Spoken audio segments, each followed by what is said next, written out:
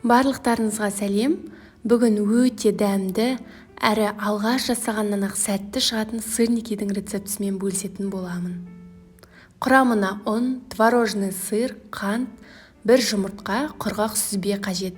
Сүзбеңіз құрғақ болмаса, марлеге салып, қысып суын шығарып алуыңызға болады. Барлық ингредиенттерімізді сүзбемізге салып, жақсылап тұрып араластырамыз.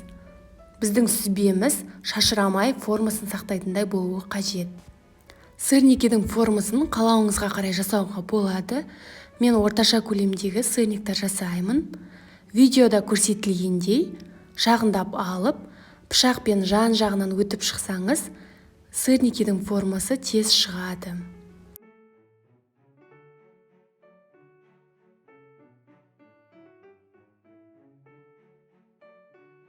Қызып тұрған табамызға сары майымызды салып, ерітіп, үстінен сырниктарымызды орналастырамыз. Екі жағынан бірдей қызарғанша қуырамыз.